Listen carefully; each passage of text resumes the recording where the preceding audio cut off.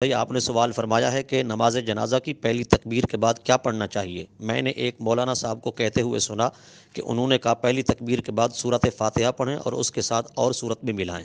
آیا کہ پہلی تکبیر کے بعد ثنا پڑھنا چاہیے یا کہ سورہ فاتحہ پڑھنا چاہیے، اس بارے میں ہماری صحیح رہنمائی فرمائیں۔ تو جی محترم، دیکھیے اس کے متعلق عرض یہ ہے کہ نماز جنازہ میں 4 تکبیرات ہیں۔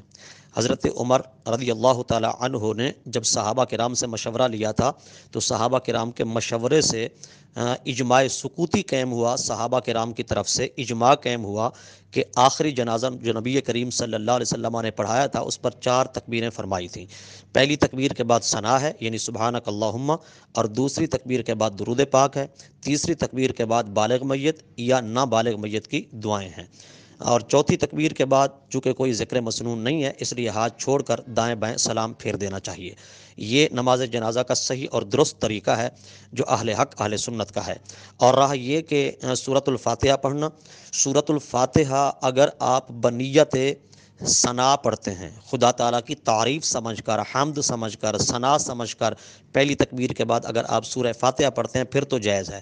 اگر بنیت تلاوت کرتے ہیں، جیسا کہ مولانا سے آپ نے کہتے سنا کہ انہوں نے کہا پہلی تکبیر کے بعد سورہ فاتحہ بھی پڑھے اس کے ساتھ اور سورت بھی ملائے، تو یہ طریقہ نماز کا ہے، یعنی فرض کا ہے، فرض عین کا ہے، نمازوں کا ہے، نہ کہ نماز جنازہ۔ فرض کفایہ کا یہ طریقہ بالکل نہیں ہے، چونکہ نماز جنازہ کے اندر تلاوت نہیں ہے، قرات نہیں ہے۔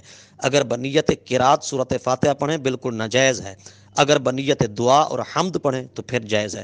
مگر جس بندے سے آپ نے سنا ہے وہ لوگ بنیت قرات اور بنیت تلاوت پڑھتے ہیں، اس لیے سورۃ فاتحہ پڑھنا ممنوع ہے۔ نماز جنازہ میں سورۃ فاتحہ نہیں بلکہ پہلی تکبیر کے بعد ثنا ہے سبحانک اللہم۔